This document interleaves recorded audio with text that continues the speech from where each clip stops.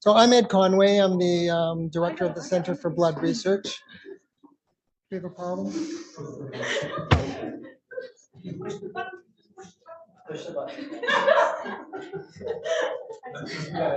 Somebody's trying to direct attention to themselves. So let me first start by recognizing the lands that we're presenting on today as the unceded territory, the Musqueam First Nations. This is World Indigenous Peoples Day, so it's very notable that we're enjoying this opportunity to be here on these wonderful lands. Sometimes a little smoky and sometimes a little overcast, but nonetheless, they're wonderful places to be for all of us here at UBC. I first want to start,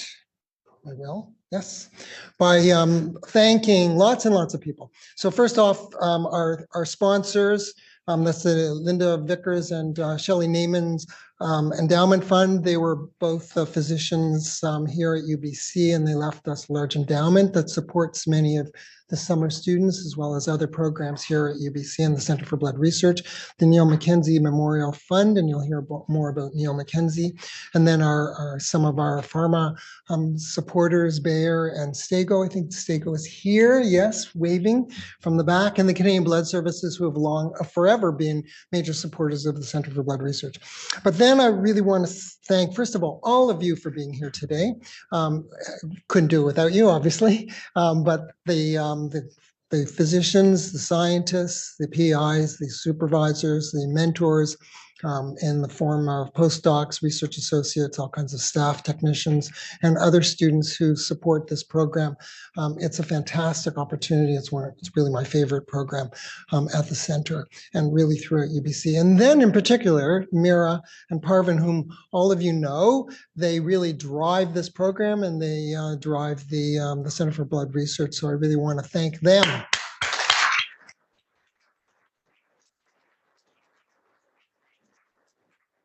So here's our day. We'll start with the student presentations, the Neil Mackenzie Mentorship Award. Then we have a very special guest speaker, Dr. Megan Smith, who's come from the Okanagan. And then there'll be drinks and posters and poster judging and awards and all sorts of stuff and good food. So it'll be a fantastic day, no doubt. Now, why are we here? Well, we're here for the summer students, to put them through a frightful experience. Isn't that the goal, right? This is really the culmination of a summer of hard work. Hopefully that will lead to other hard work in the future, but I know that it's been a fantastic experience throughout the summer, and this is their opportunity to show off and to show us what they've done and how well they can present it to us. Now, they have 3 minutes each to make their presentations. So they have been scurrying, practicing, giving presentations to their parents and to their friends and colleagues and keeping it to 3 minutes exactly. So we know that it will be 3 minutes, like on the button, right? So just a reminder to the students who are presenting, don't look back, because there are other people on Zoom elsewhere who are looking, and they really don't want to see your right ear. All right, it is not necessary you have the screen in front of you or up there, so don't look back. No using of the cursor. Just push the button to go forward. All right, it's 3 minutes. At 3 minutes after that, you get the hook. Plus, where's that sound? All right. If you go over 3:30, that's what you will hear, which is a very big sign to stop, to finish up, to wind up. Okay? Now, in addition, they're scoring. I know that you all have your phones with you, undoubtedly. So the students only the students, don't everybody send in scores, please. Okay, the students will be scoring themselves. Give yourselves high marks for yourself. Please put your name on them only because so that we don't get duplicates. And here's the QR code. So if everybody could grab that QR code, I'm not going to start until everybody's got it. And tell me if anybody doesn't. Just the summer students, yeah. There's not a People's Choice Award this year. Okay, you cannot send in for your favorite students like 12 different. I know the tricks. We have ways. Okay, everybody okay? Okay, so we're just going to roll through, all right, one after the other. You know, I think the order. Hopefully you'll recognize your first slide as it comes up. All right, so here we go. First speaker. All right, and I'm not going to introduce you each. I'm going to sit down and going to relax. Okay. Here. There's a right arrow there. And please speak here and don't wander. You have to stay here. And that's the mic. Okay.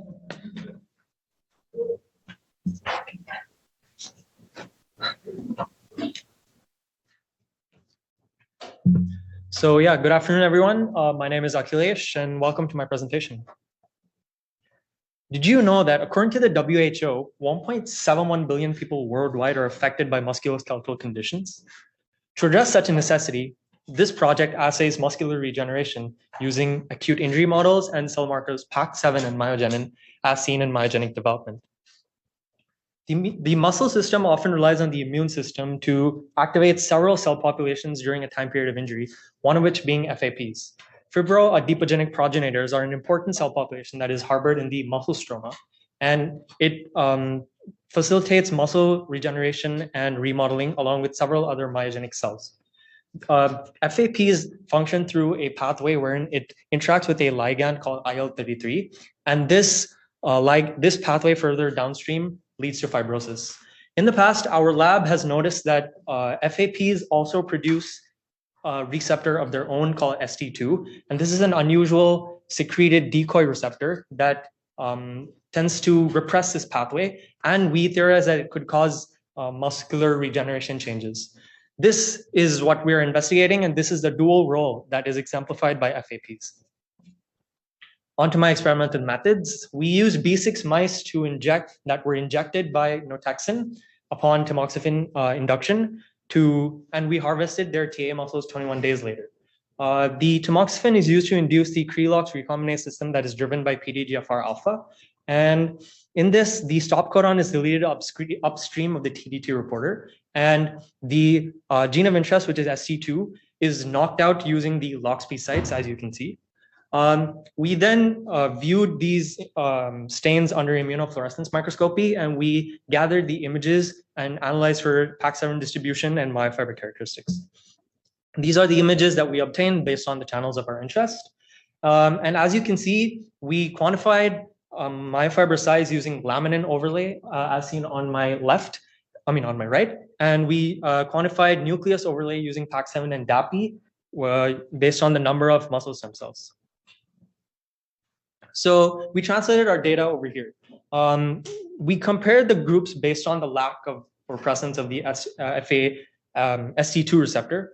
And we noticed that there wasn't any significant change in myofiber diameter. However, when we were binning based on myofiber size, we noticed that there was a significant shift in distribution, which could be attributed to a lack of ST2.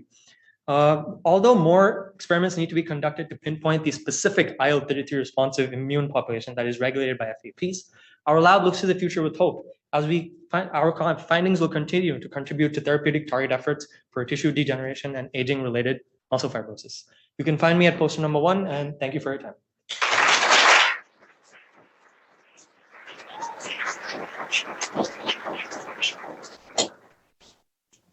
When you finish, when you finish, hit the next one. So, can we turn on the lights, Marvin? I see nothing on the lights. Or do I go to home? I go to home? Oh, I don't want to touch the.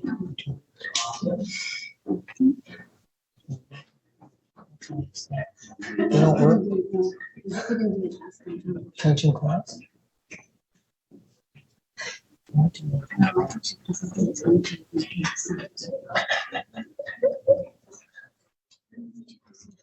Okay. Sorry. Okay.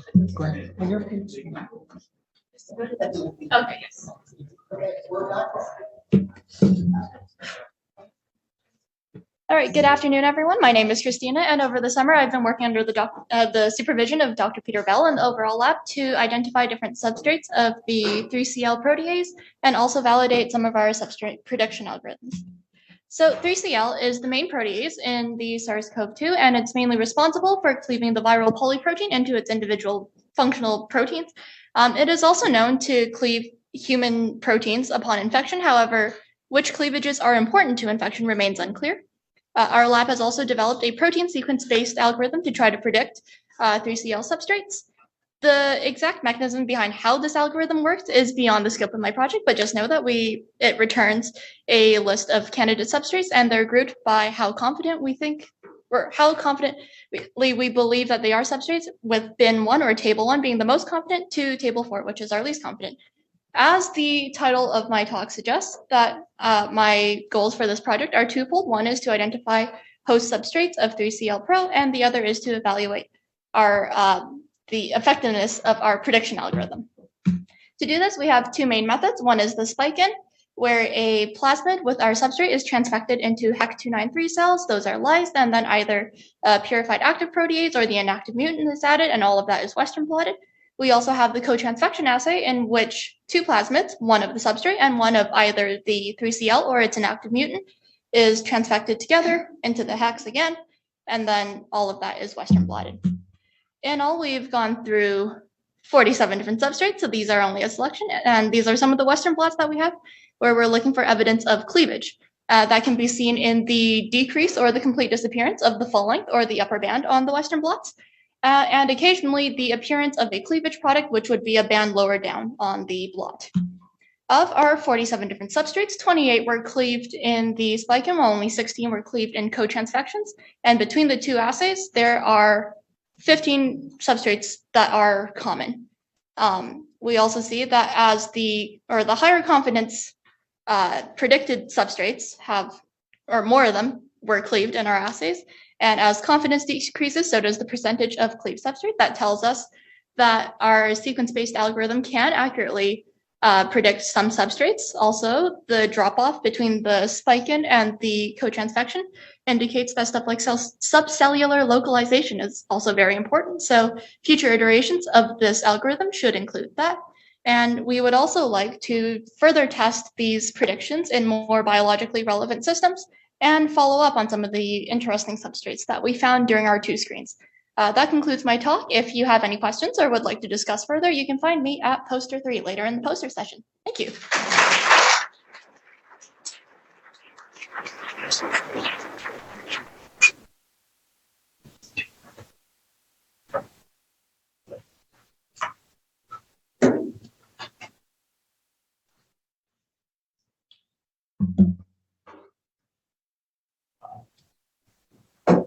Speakers notes.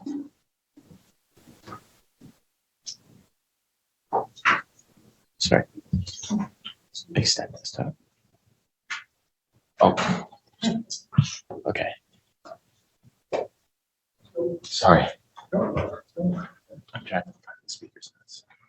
Oh, no speakers notes. No speakers notes. No speakers Oh, notes. that's good to hear. Okay, can you handle it? I've got them right here. Okay, 1 second.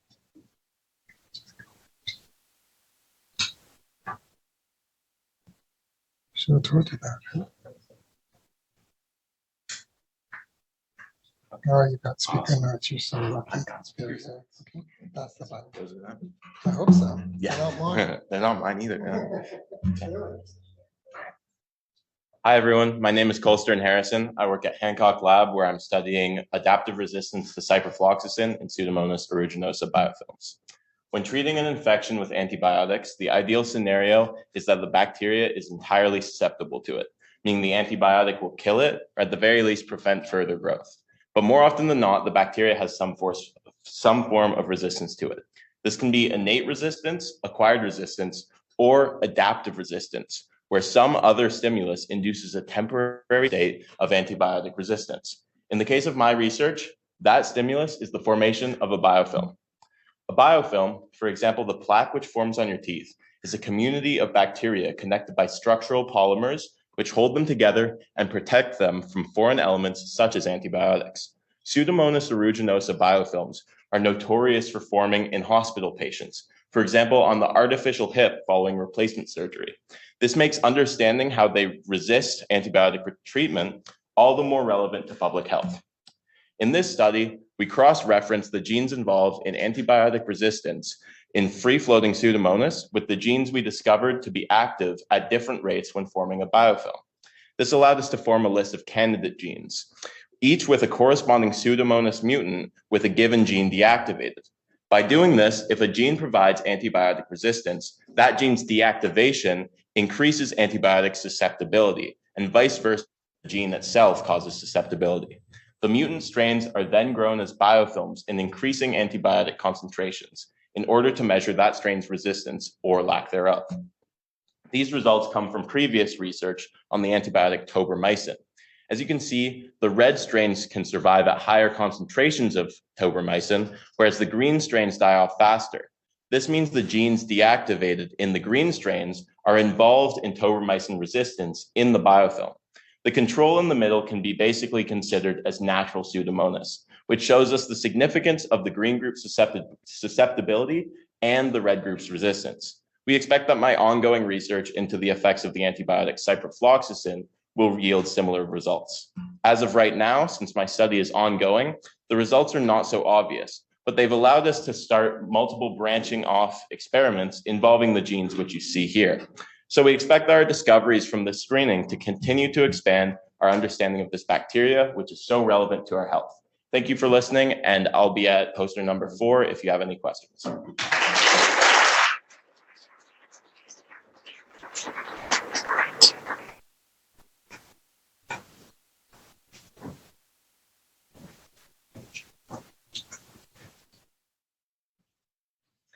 Hello, everyone. My name is Edward, and my PI is Dr. Alen Cote, and I'm working under the supervision of Zesho Lee, and my project is titled Placental and Blood Mitochondrial DNA Heteroplasmies in Women Living with HIV and Their Association with Preterm Birth. So to start with preterm birth and HIV, preterm birth is defined at birth at less than 37 weeks of gestation, and it's associated with both short and long-term negative health outcomes. This includes things like jaundice, dental issues, also things like neuromuscular conditions. HIV is a chronic virus that causes immune dysfunction and is transmitted through blood and bodily fluids. And approximately 39 million people worldwide live with HIV. 62,790 of these people live in Canada. And we found through previous research that children born to women living with HIV are 2.66 times more likely to be preterm, which is significantly larger. So mitochondrial DNA. We know that some anti-HIV medications can cause increase in mitochondrial toxicity and mitochondrial dysfunction. And we think that the mitochondrial DNA of these women living with HIV may provide some clues as to why the preterm birth rates are so much higher. Mitochondria are nicknamed the powerhouse of the cell as they produce most of the energy a cell uses. And mitochondria have their own DNA. They have multiple copies of their genome, and so mutations present in only some of the copies of the genome are possible. And when this happens, it's called a heteroplasmy. Pathogenic mutations in the mitochondrial DNA are often heteroplasmies. So disease-causing mutations are often a heteroplasmy. This research is looking at the placental mitochondrial DNA of 60 women, both HIV positive and HIV negative. We sequenced this mitochondrial DNA to search for heteroplasmies. We also sequenced the blood of 3 of these women who have been previously studied and who we've previously found to have heteroplasmies, as we're curious whether the placental heteroplasmies are also present in other tissues. We are predicting that HIV positive women will have a higher level of heteroplasmies than HIV negative women, and children who are born preterm will have a higher level of heteroplasmies than children who are born on time. So far, the preliminary data is not very obvious and we can't see a clear trend, but we're hoping with a much larger sample size, once the sequencing results return, we'll get some clear data and some clear answers as to these questions. Thank you for your time, and I am poster 5 if you have any questions.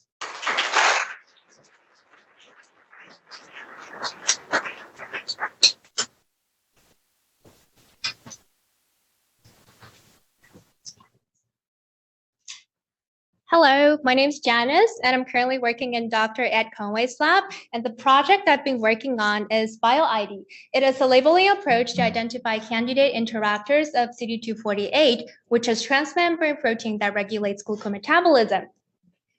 Now, close your eyes and travel back to the time when you had an ice cream on a hot summer day. Recall the icy sweetness under your mouth and slip into your throat. I mean, who can resist sugar? However, for patients with insulin resistance or type 2 diabetes, they do not have such privilege to consume sugar whenever they want to.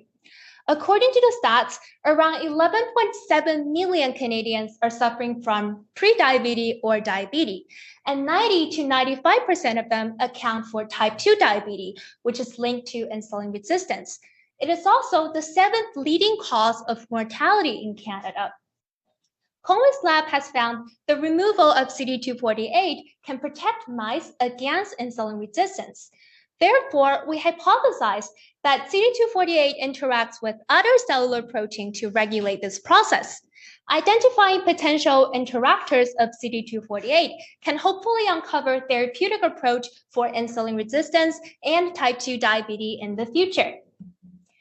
Conway's lab has identified CD248 as a transmembrane protein shown here. We first labeled this protein with a small protein marker called BioID at different locations. And with this protein marker, we're able to trap all those proteins or interact with CD248 in the cellular process in the living cell. Then we express these constructs in living cell and start the labeling process, which is called biotinylation in this experiment. And then we perform pull down with strapped abadan to pull down all those biotinylated proteins and finally characterize them with mass spectrometry.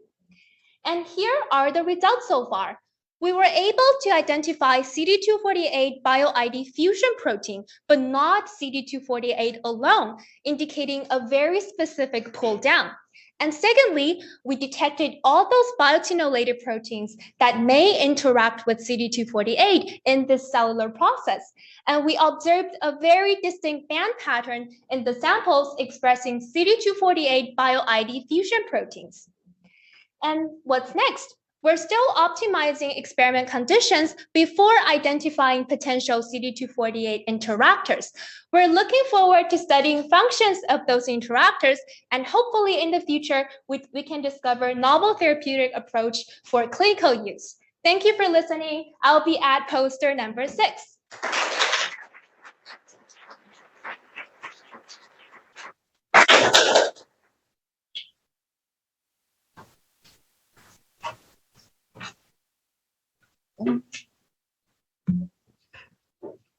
Hi everyone, so my name is Janet and I'm currently a student at the McNaney Lab, and today I'm just going to give a brief overview on some of my work on type 2 innate immunity and the intersection of with Duchenne muscular dystrophy in MDX mice. And so what is Duchenne muscular dystrophy, or DMD for short? Well, DMD is a genetic disorder that results in an altered dystrophin protein in patients, and consequently, individuals with this disease are often characterized as having progressive muscle degeneration and loss, pathological wound healing in the form of fibrosis, and early mortality. And specifically, this project is interested in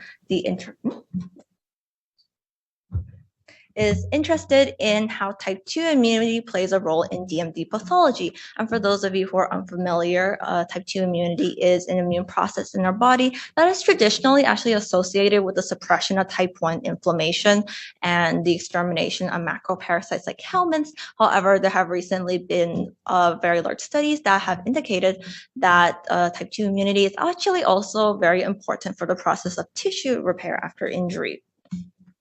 And so in order to investigate the intersection of these two topics, we used a mouse model known as the MDX STAT6 knockout model.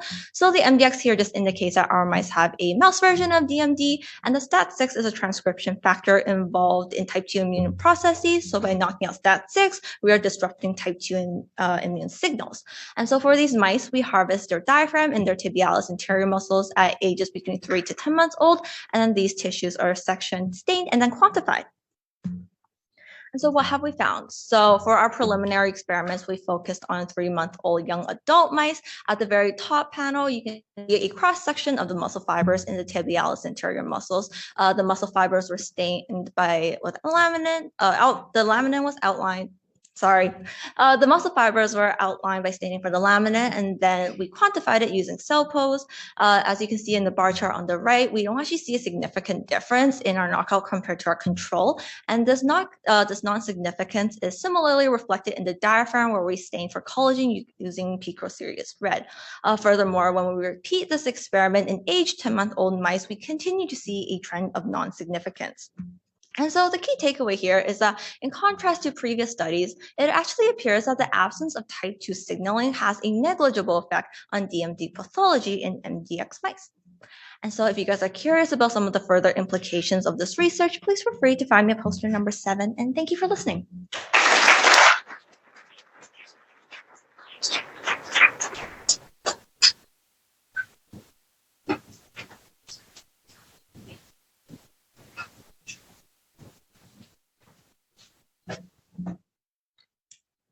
Okay, hi everybody, my name's Julia, this is Josh, and we're part of the UBC sickle cell team, which is supervised by Dr. Kapoor. We've been working with an organization called Creating Possibilities Nepal to deliver an education and screening program in the Dang region of Nepal, and today we'll be sharing some outcomes from the last 9 years. So for some context, sickle cell disease is an autosomal recessive condition which impacts the structure of hemoglobin, resulting in crescent-shaped cells. Clinically, this can result in anemia, jaundice, and very severe pain crises, which can significantly impact quality of life. For our project, we worked specifically with the Tharu population of the Dang region. This population is indigenous to a malaria endemic region, and so over time, they've evolved malaria resistance. However, because of the variant becoming more common, so is homozygous status, which is why we see a higher prevalence of sickle cell disease. And as part of our program, we first aim to deliver education using workshops for female community health workers, as well as theater forums and poster presentations for the general public. We then host an annual screening day with the organization in which individuals are able to access agglutination tests. And finally, those who screen positive are sent for diagnostic testing at a local hospital. So just to quickly run through the results of our screening after 9 years. In total, we screened over 5,000 people and have found that around 10%, or 9.4%, have screened positive. Then after follow-up diagnostic testing found that 5.3% of individuals screened had either sickle cell trait, meaning they're heterozygous, or sickle cell disease. And so from that, 0.4% were homozygous for a sickle cell disease. And so some additional findings are that the funding that the government provides once individuals are diagnosed with sickle cell disease is $1,000, and that's only seen to last for about 7 years from the day of diagnosis. So we're hoping to do some further work for advocacy to get some more funding for these people once they're diagnosed, because this is a genetic disease that people get diagnosed with when they're young, and so you're hoping that it would last for longer. We're also hoping to get more diagnostic testing to the rural areas, including funding HPLC machines so that they don't have to travel as far, and help with some of the pain management, because opioids are hard to find in these rural areas, and that's the mainstay for treating the pain crises.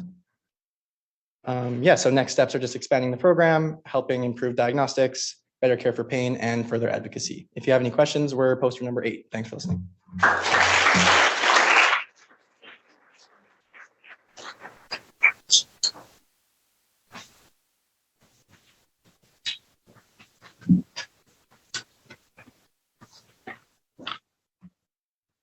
All right. Good afternoon. My name is Marcus Xu. I'm from the Divine Lab, and I'll be sharing some of the work I'm doing with Ellen Rowe this summer. Okay, so alongside each whole blood donation, Canadian Blood Services routinely collects tubes of EDTA whole blood for pre-transfusion testing, which includes screening for infectious diseases to keep the blood supply safe. During this process, backup tubes are collected and they're called retention samples, but they typically end up unused and are discarded.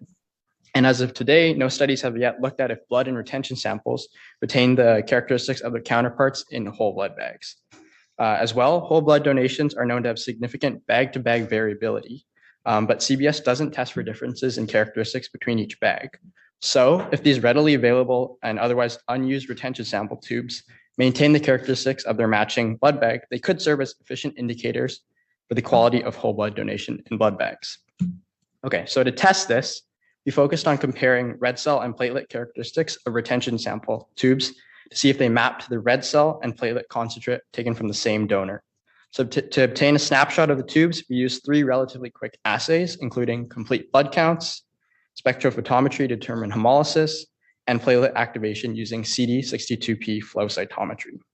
And we also conducted a wide array of assays on the corresponding blood products stored in bags over the course of their normal storage period, which we compared in our correlation analysis, where we were comparing retention sample tubes to red cells from blood bags. From the red cells, so far we see few significant correlations, and we've actually observed a negative correlation between the amount of hemolysis in tubes compared to in bags, which is the opposite of the positive correlation that we might expect, which could indicate a different process is occurring in these tubes that's causing the lysis of red cells. For the cells, we will continue this pipeline of data collection, and next steps include analyzing blood smears we've been collecting from the bags and tubes, which might shed some light on the negative hemolysis correlation. Okay, so when we compare retention sample tubes to platelets in blood bags, we observe substantially more significant correlations that seem to vary across their storage period. Notably, platelet activation in tubes does significantly correlate with activation in matching blood bags, which could be useful for screening. So given we are still in our early stages of data collection for this project, we certainly could see shifts in correlations as we continue to investigate if these readily available retention sample tubes can predict the quality of their matching blood products. And if so, this could also open up the door to retention samples screening being tailored to applications or storage times of blood products in Canada.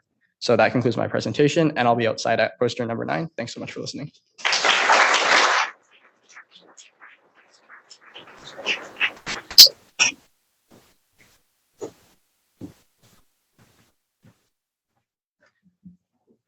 Great. Hello, my name is Max Yang, and I had the pleasure of working with Dr. Grace Cole and Dr. Ali Carson at the BC Cancer Research Institute. This summer, my research focused on SASH1 signaling in driving the generation of hematopoietic stem cells. Hematopoietic stem cells, or HSCs, provide us with a lifetime of blood. This is why HSC transplants are critical in treating numerous blood diseases by replacing a damaged blood system.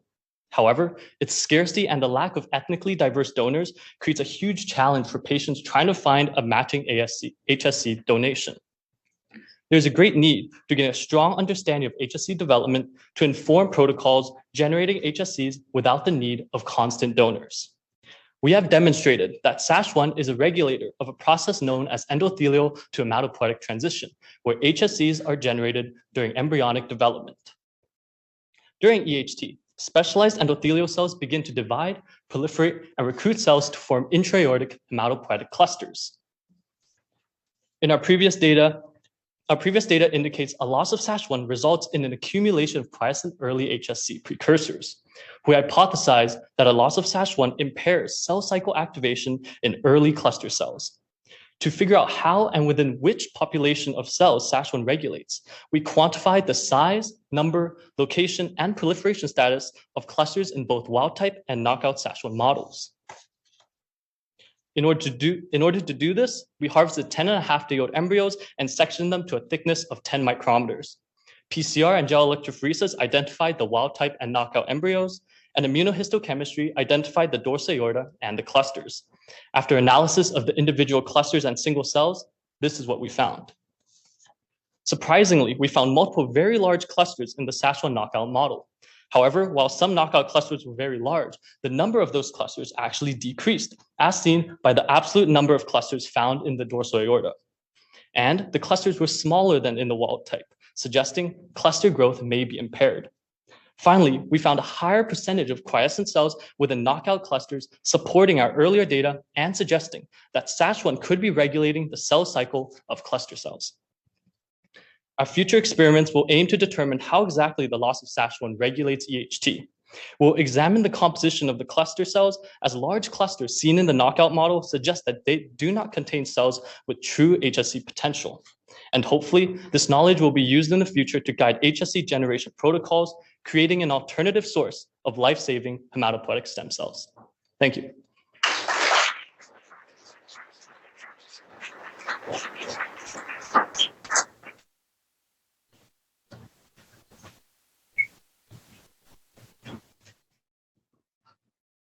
Hi, everyone. My name is May, and my supervisor is Dr. Wilfred Jeffries. Today, I will be presenting on my research project, which is developing a data analysis pipeline to identify potential targets for personalized cancer vaccines using TCGA data. Globally, cancer is one of the leading causes of death, and this disease occurs due to mutations in the DNA. Some current methods to treat cancer include chemotherapy, radiation therapy, and surgery, but these methods also cause damage to healthy cells in addition to tumor cells. So our approach is to develop mRNA cancer vaccines that don't have this disadvantage. Because single nucleotide polymorphisms, or SNPs, can be used as markers to identify susceptibility to cancer, we investigated them specifically. Given mutation information from TCGA, we filtered out only amino acid changing SNPs in coding regions of the genome, since only coding mutations are relevant to T and B cell epitopes.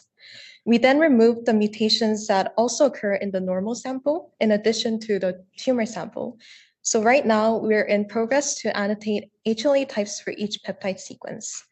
Eventually, we aim to return a FASTA file to input into an epitope-based vaccine design algorithm. After SNP-related analysis, we found that missense mutations and base changes of G to A and then C to T were highest. For breast cancer, C to T was slightly higher. For amino acid mutations, arginine to histidine was highest for prostate cancer, alanine to threonine for pancreatic cancer, and glutamic acid to lysine for breast cancer. The final generated output is a list of mutated peptide sequences in a FASTA amino acid file format. So each sequence has around 30 amino acids before and after the specific missense mutation caused by the SNP with annotations. So here's an example of one of the lines in the FASTA file. Our future steps in progress are HLA type annotation.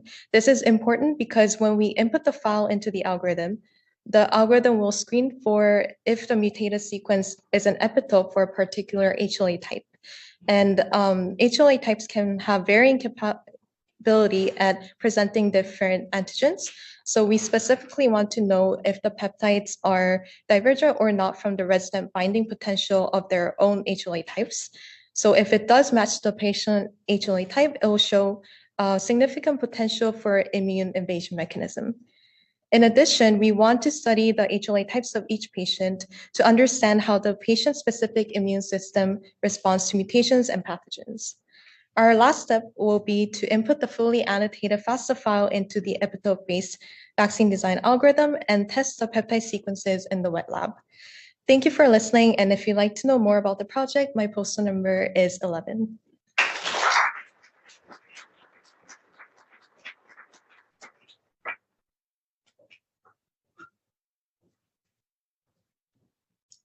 Hi, my name is Morgan Pugh. I work at the Kizikadafu lab here at the CBR, and I thought it'd be nice to share one of my side projects that I've been working on, which was developing a closed system cell wash protocol to allow for the transfusion of enzymatically converted universal donor blood.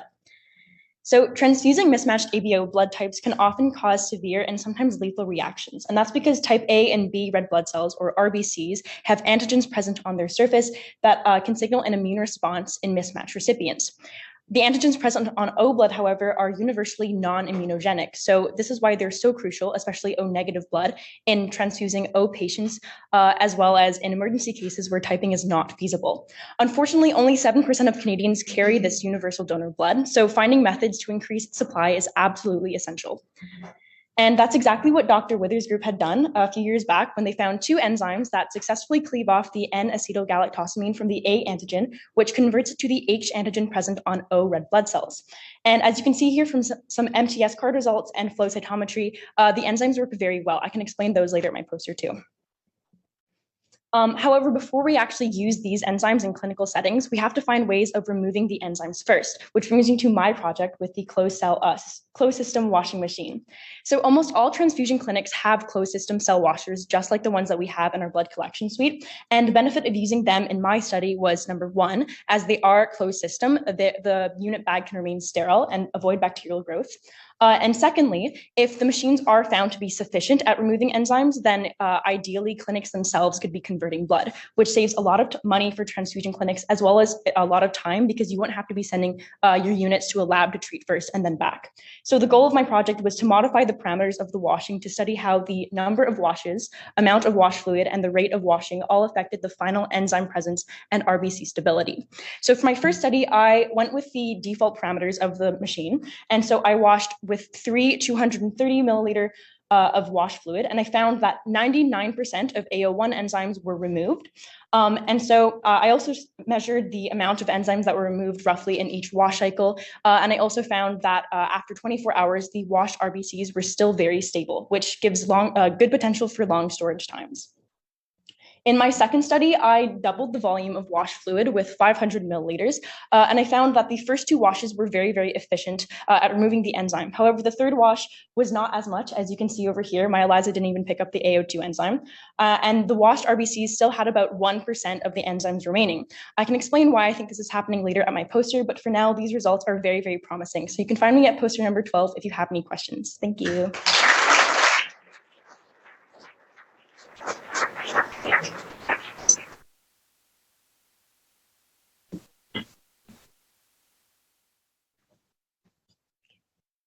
Hi everyone, my name is Noor Ali Mohammed, and I'm a student studying chemical and biological engineering here at UBC.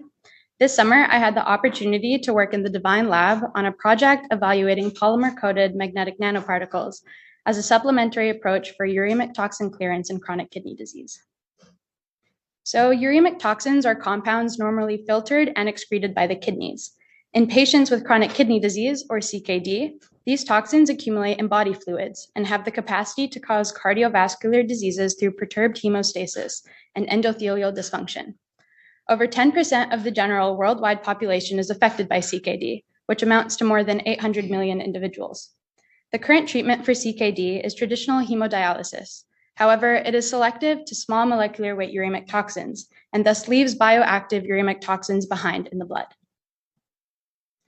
The hypothesis of this project is that magnetic nanoparticles coated with monomer ratios of this polymer can be used to clear uremic toxins from the blood and mitigate their negative systemic effects. Some research questions include whether the magnetic nanoparticles with different polymer coatings are hemocompatible, and what effects uremic toxins, the magnetic nanoparticles, and the different monomer coatings have on blood components, which was my focus this summer.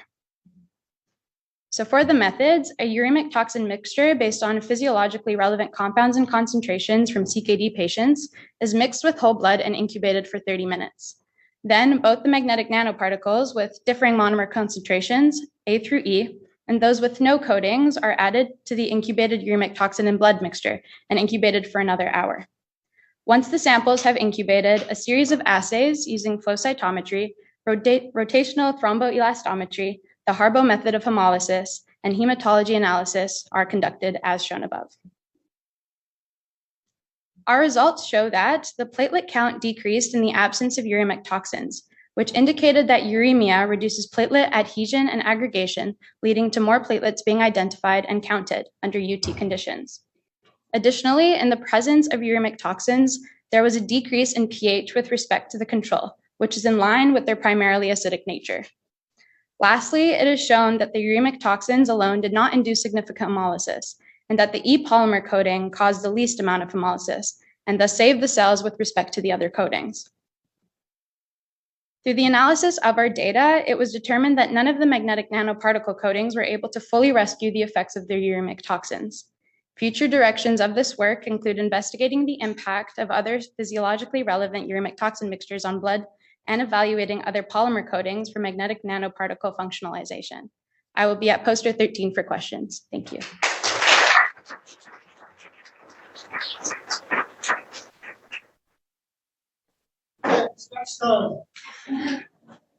Take a break. Stand up. Move your arms around. Take a break. 30 seconds.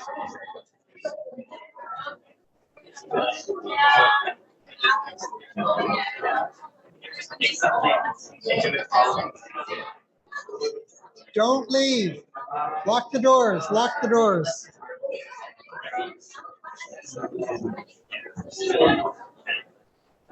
Might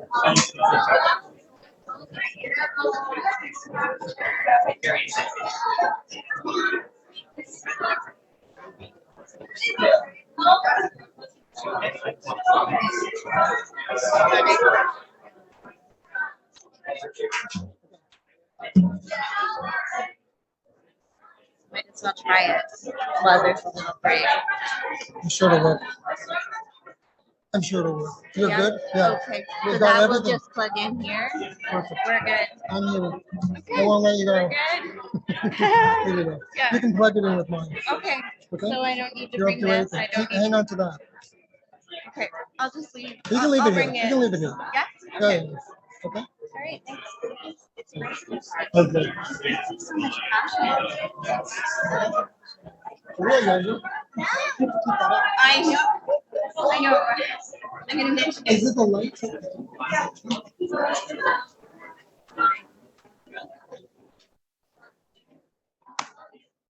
Okay, enough stretching.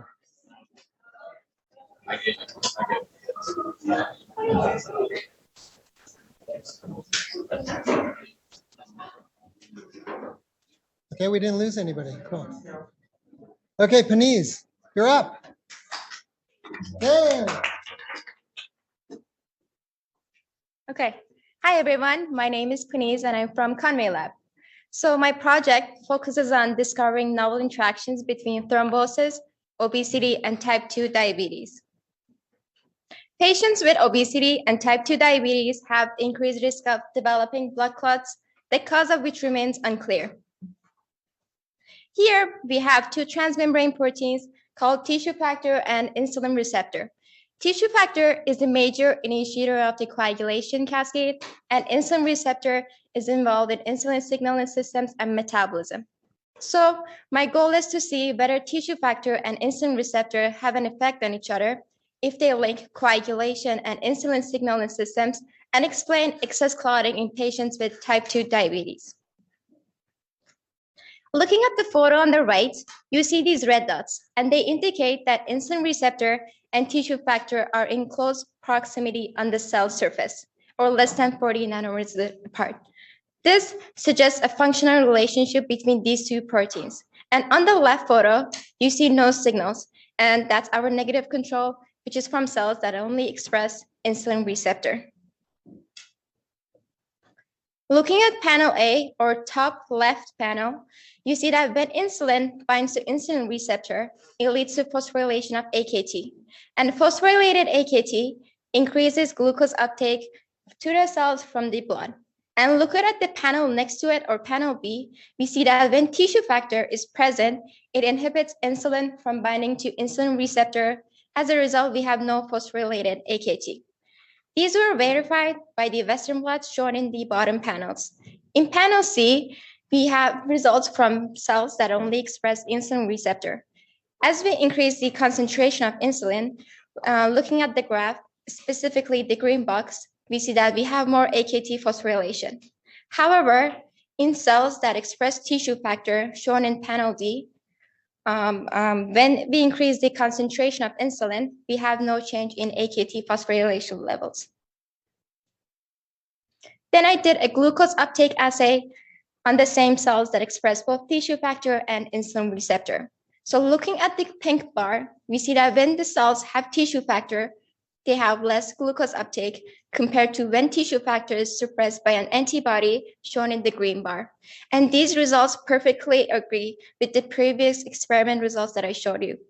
So in summary, tissue factor and insulin receptor are in close proximity on the cell membrane, and reduced tissue factor expression increases AKT phosphorylation and glucose uptake in the cells.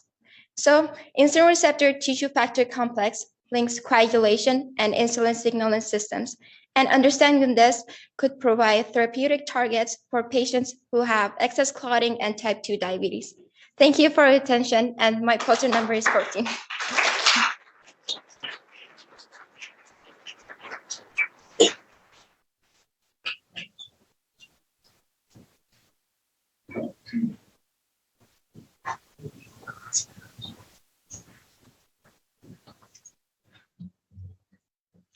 Oh, hi, this is Peter. My summer project is about using machine learning to classify live and dead empty cells in nanowheel.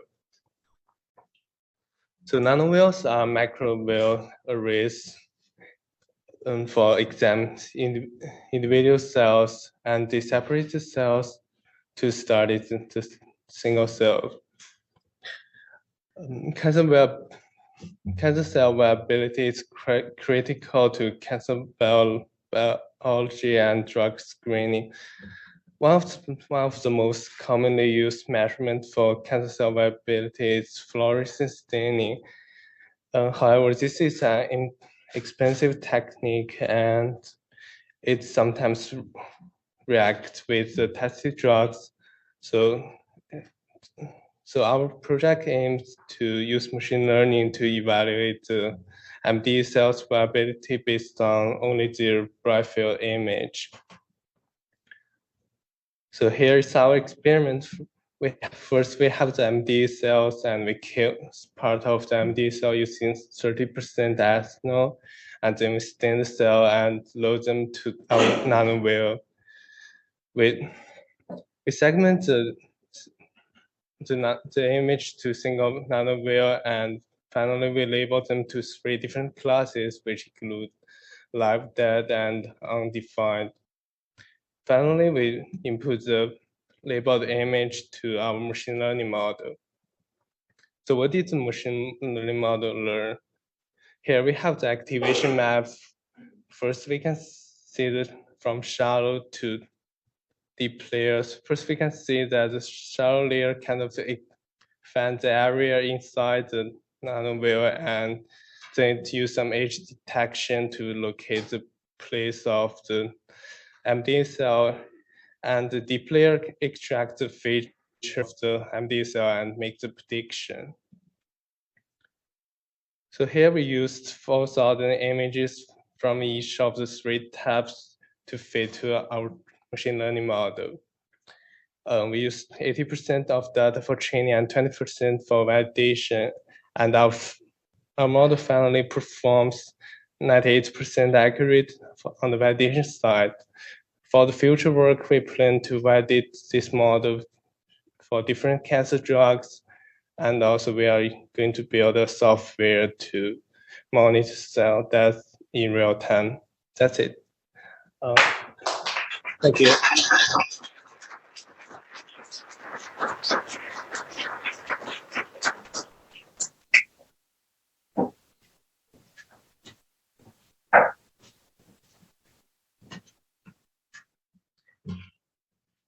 Hi, my name is Ralph, and today I'm going to talk about my project this summer. So thrombosis is a medical condition where blood clots may form in our blood vessels. These clots may form for various different reasons and may cause symptoms such as pain, swelling, and numbness. Usually heparin-based anticoagulants, such as unfractionated heparin, low molecular weight heparins, and fondaparinux are used to administer to those with this condition. But these drugs often have unwanted side effects, such as bleeding complications and increased mortality. As of right now, protamine sulfate is the only FDA-approved heparin antidote. It is known to effectively neutralize heparin, but has limited efficacy against low molecular weight heparins and has no reversal activity against fondaparinux, both of which are more superior than heparin. So our lab has synthesized compounds that we call macromolecular polyanion inhibitors as possible heparin antidotes. So for this presentation, I'll be showing results from these 3 different assays: APTT, which measures clotting time with the anticoagulant and inhibitor present. Platelet activation is done through flow cytometry. I use the surface marker CD62 to measure platelet activation. And RBC lysis is done through the Drapkin's method, where Drapkin's reagent is used to measure hemoglobin concentration. I tested 3 different inhibitors. So this is the summary from the APTT results. As we can see, these inhibitors do work, and they do effectively neutralize these anticoagulants. Heparin and tinzaparin are more effectively neutralized at lower inhibitor concentrations, while enoxaparin seems to be better neutralized at higher inhibitor concentrations. And here I have the data from our biocompatibility assays. For RBC lysis, as we can see, these inhibitors seem to be in line with our negative control, indicating that they do not seem to induce extra RBC lysis. And for platelet activation, we can see besides that one inhibitor and that one concentration, These inhibitors do not seem to activate platelets, and it is safe to say that they don't activate platelets within a given concentration. For future direction, I do recommend moving on towards whole blood clotting assays and in vivo animal model testing for further biocompatibility testing. Thank you.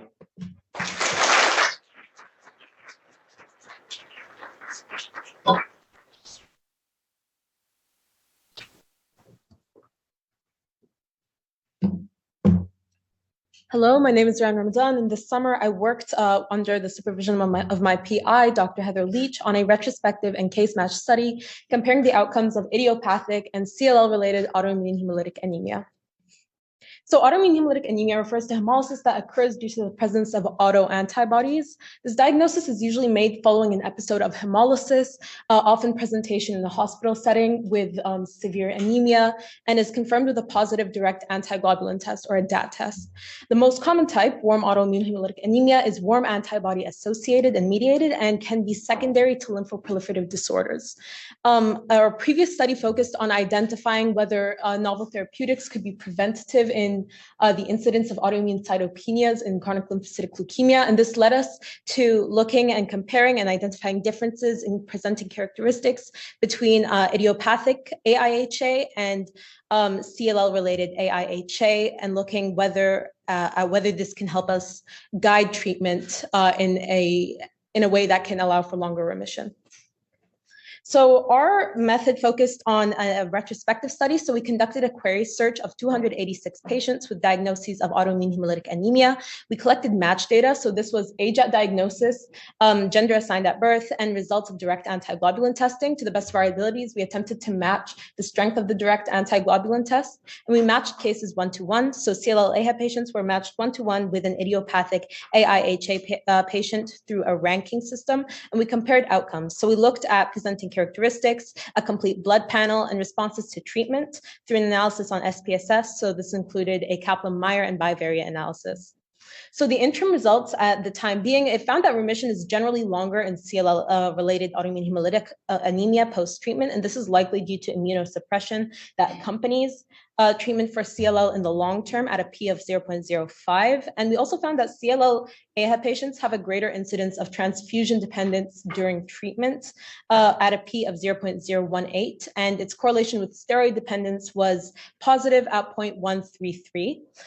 We also found that CLL-AHA patients correlated with weaker direct antiglobulin test results. So for C3D and IgG antibodies, they presented at weaker levels.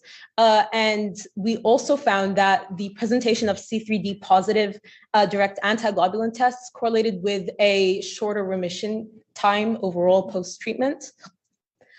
And so our next steps include a full cohort analysis. So we want to look at the data for the full cohort and compare it to the full CLL cohort. And we want to look at secondary autoimmune hemolytic anemia between underlying diseases such as connective tissue disease and other lymphoproliferative disorders. And we want to incorporate this into better predicting the incidence of autoimmune hemolytic anemia in cases of chronic lymphocytic leukemia to help guide preventative therapies such as ibrutinib and rituximab. Thank you.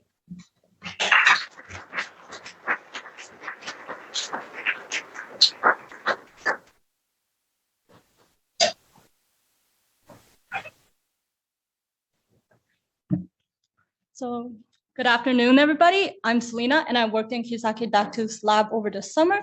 I'll give you guys a short presentation on my summer research project on quantifying blood group cleaving enzymes using ELISA. So currently in blood banks, there's a shortage of O blood, or specifically O-negative blood, also known as the universal blood donor, meaning that this blood can be given to any recipient without the worry of an immune response. Previous studies from our group and Wither's group has shown the ability to convert A blood cells to O blood cells using enzymes which we will call AO1 and AO2. As you can see from the diagram below, AO1 first cuts a part of the N-acetylgalactosamine to convert the sugar into galactosamine. And AO2 can then recognize the presence of this sugar and remove the rest of the sugar, leaving behind only the H antigen, thus successfully converting type A RBCs into type O RBCs. We hypothesized that if AO1 or AO2 were left in the blood, the presence of the enzyme might cause an immune response in the recipient's body. Therefore, there is a need for an assay to determine the concentration of the blood cleaving enzymes. In total, I tested 5 monoclonal antibodies for each cleaving enzymes to figure out the best enzyme detection ELISA method. In the process, I used 2 types of ELISA, sandwich and direct. In direct ELISA, the sample directly binds to ELISA well, returning a quicker and a more general result, while in sandwich ELISAs, the sample is put between 2 antibodies, returning results with higher specificity and lower non-specific binding. The HRP then converts the chromogenic TMB into color products, allowing us to quantify the amount of enzymes present. I first started with the screening of the monoclonal antibodies using direct ELISA. As you can see from the graphs, some monoclonal antibodies perform better than the others. In this particular step, we determined that R17 and R38 were the most sensitive for AO1, while R15 and R02 were the most sensitive for AO2. Next, I tried different combinations of sandwich ELISA with both monoclonal and polyclonal antibodies. I tested in total 3 possible combinations of coding and detection antibodies.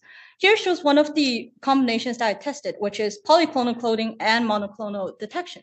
From here, I was able to select the best combination of coding and detection antibody pair for further testing. Lastly, from the previous ELISAs, I then further tested for spike recovery in different medias, as well as determining the limit of detection, which is found at a concentration of 1 nanogram per milliliter. If you want to learn more about this developmental process, interested in the results, or if you have any questions for me, please find me at poster number 18. Thank you.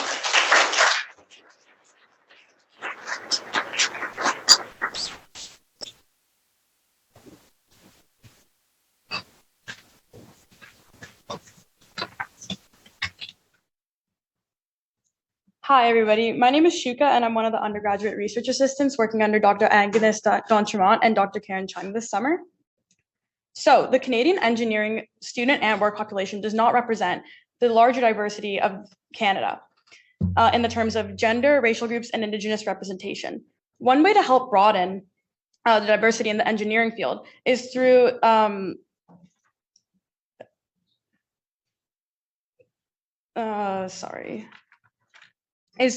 programs such as STEM outreach camps. However, the research on the overall effectiveness of these camps is limited. This is especially true for the long-term effects, such as if these children pursue STEM beyond the camps. For this summer, our study aims to pilot a long-term research study, partnering with Gearing Up, a STEM outreach initiative affiliated with UBC's Faculty of Applied Science. So, what factors contribute into someone's decision into pursuing STEM? Having a strong STEM identity, for example, is one of the factors that leads individuals into STEM careers. The framework of STEM identity can be defined as a socially based identity, grounded into the extent to which individuals see themselves and are accepted as a member of a STEM discipline or field. And one way to generate STEM identity in children is through venues such as STEM outreach from a young age. We chose to evaluate STEM identity through a validated survey measure.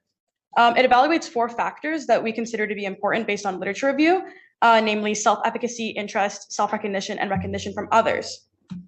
We are also asking open text questions about other factors that are related to pursuing STEM. These factors include career goals and influence of role models. We are particularly interested to see if STEM outreach is effective for underrepresented groups. So we are collecting demographic data such as gender, age, gender, and race and ethnicity. And to answer these questions, we have distributed surveys at the beginning and at the end of select Gearing Up camps at UBC. So after creating our surveys and receiving ethics approval, we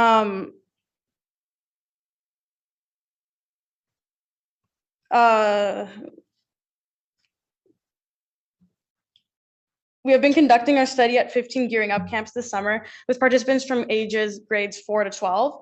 We will measure changes in STEM identity in participants after participating in camp and to explore if there's any differences based on demographics or any other factors. So far, we have collected data from 9 camps and around 190 participants. We will continue to collect data for the rest of August. And we hope that our research can shed light on the effectiveness of these outreach programs and that we can contribute to overall diversifying the field of STEM and engineering. Thank you for listening, and I'm at poster 19.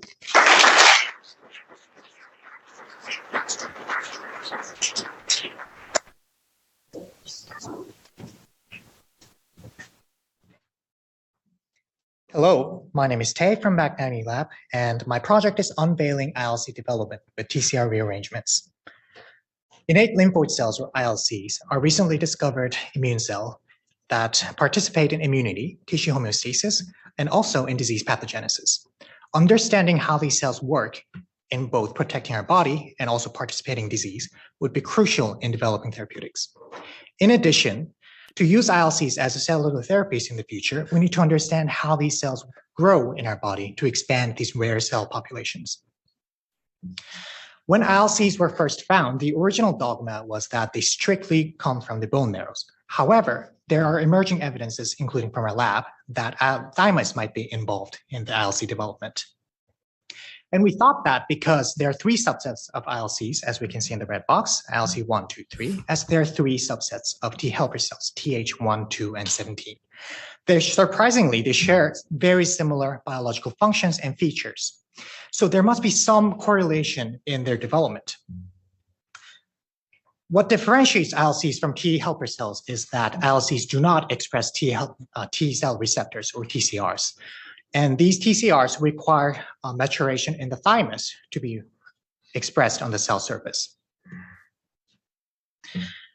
What we found from ILC2 is that ILC2s have gamma delta TCR rearrangements. As we can see in the gel electrophoresis image on the top, we can see a faint bands in ILC2s. It's a bit small. Also, next following this, we performed genomic DNA sequencing, next generation DNA sequencing, to confirm what exactly is happening with this TCR rearrangements. And we found that ILC2s have a significant number of non-productive TCR rearrangements that results in, which means that these TCR proteins will not be expressed on the surface of the cells. So we found ILCs with unsuccessful TCR rearrangements. So where could they possibly come from? Before we explain this, let me first explain you about the TCRs, T cell receptors. TCRs need to heterodimerize with each subunits alpha beta and delta gamma delta to be expressed in the cell surface. If one is missing or mutated so they can't bind to each other, they will not be expressed on the cell surface. And from our data, we found frequent frameshift mutations and premature stop codons that resulted in the non-productive TCRs. With this data, we argue that some ILCs may be derived from the T cell precursors that are aborted from the T cell development in the thymus, and they populate in the non-lymphoid tissues, the peripheral tissues, and the bone marrow, and differentiate into ILCs. In summary, ILCs do not strictly come from the bone marrow, but they follow a similar developmental trajectory as T cells in the thymus. From our experience of using TCR rearrangement pattern, tracking them, we see TCR as a good tool, as a natural barcode to track ILC lineages. In the future, we want to study ILC1 and ILC3 as we did with ILC2, and also study the plasticity between each ILC subsets. Thank you. My poster is 20. Please come.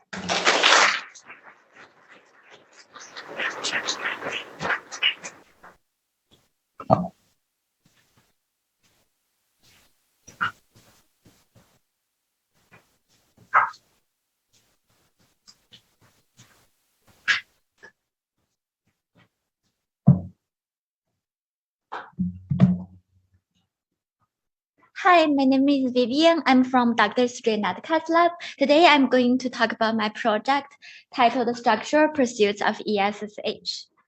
Do you know that while you are in hospital, you have high risk to getting SRS infections, which can lead to some fatal conditions such as septic shock?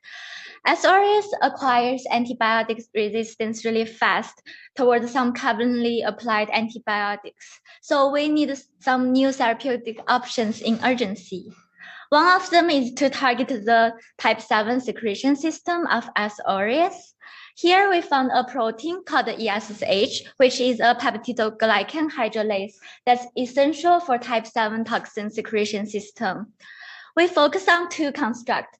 First one is ESSH 25 to 300, which representative that's its amino acid residue 25 to 300. Another one is its catalytical domain, which is ESSH 125 to 300. By resolving these two constructs using X-ray crystallography, we can then design therapeutic inhibitors to stop the type 7 toxin secretion. So we start with cloning the ESSH 25 to 300 gene into PAD28 vector, and then followed by transforming into DH5 alpha E. coli cells. And the extracted plasmids were sending for sequencing, followed by transforming into BL21 E. coli cells. We try to express the we try to induce the protein expression by using auto-induction system, and then we try to lyse the cell pellets using sonication. We then purify the proteins. We then purify the extracted proteins using affinity and size exclusion chromatography. And for this SD aspartate gel, which is a representative of different purification products of each purification step, we can say that I successfully purified this protein, and the target molecular weight was verified to be 33 kilodalton. In future, I'm going to optimize the purity and using crystallography to determine the structure of this construct. And for ESSH 125 to 300, this catalytic domain, we try to focus on it because we want to get rid of the disordered region, so then we can reach the atomic resolution in future crystallography structural determination. We currently successfully insert this gene into the PAD28 vector, which can be shown in this DNA agarose gel. And in future, we are going to express and purify this construct as well as using crystallography to determine structure. And thank you for listening. I'm at poster number 21. Thank you.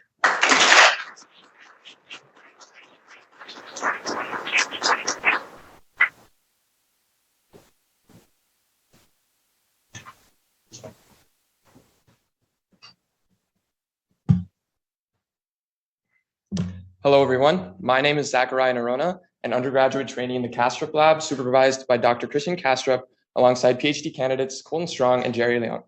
Today, I'm excited to present our research assessing the storage competency and clinical viability of mRNA lipid nanoparticle modified platelets. Every year, almost 2 million people die from cases of severe bleeding, making it the #1 cause of death from preventable trauma. Whether it's a car accident, injury sustained by our military personnel, or any other life-threatening injury, many of these victims simply do not survive due to excessive bleeding. In both these civilian and military settings, platelet transfusion is the gold standard treatment for bleeding. But what are platelets? In circulation, platelets are multifunctional cells that detect sites of bleeding and release enzymes to generate a clot. I'm sure everyone in this room has experienced some form of injury that has caused bleeding, and it's thanks to the platelets in our body that the bleeding stops. When faced with severe trauma, bags of platelets are transfused into patients to control bleeding. However, in many cases, platelets can become dysfunctional or are simply insufficient as a treatment. Despite the need for improved platelet cell therapies, only minor advancements have been made. Therefore, our project goal was to create an enhanced platelet cell therapy that can be used to control these severe cases of bleeding. Platelets also contain the cellular machinery required to synthesize proteins from mRNA, making them ideal candidates for mRNA gene therapies. Recent advancements in lipid nanoparticle technology have improved the delivery efficiency of mRNA into target cells, including platelets. mRNA packaged into an LNP, once delivered into our platelets, could allow us to synthesize potent procoagulant enzymes, enhancing platelet function once transfused into patients suffering major bleeds. Previously, trainees in the Kastrup lab were able to express a luminescent protein for detection using an LNP. But the big question still remained. Could this really work in a clinical setting? A critical step in answering this question is by first addressing another. Can we store LNP platelets for clinical usage? In this study, we examined the storage competency and clinical viability of mRNA LNP modified platelets over time and under different conditions of room temperature and cold storage. Through experimental procedures like our luminescence assay, flow cytometry, and blood gas analysis, we found that not only can our LNP stored platelets still express protein, but they also retain their ability to respond to agonists that accelerate the clotting process. We also found that an alternative practice, like cold storage, preserves the platelets' ability to synthesize proteins over time. Based on these results, we can conclude that yes, LNP platelets can be stored for clinical usage. Now, this may seem like a small victory, but it really is a significant step towards creating a direct and effective platelet cell therapy that can be used in both hospitals and other medical facilities to potentially save hundreds of thousands of lives. Thank you all so much for listening. And if you have any questions, poster 22. Yeah.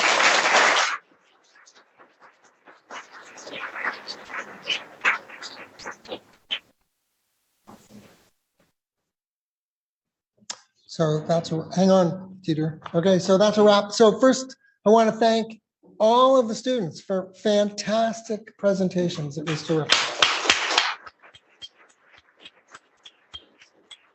Okay, so please be sure to score because the winner wins a lifetime membership to the CBR. All right, so make sure you complete those.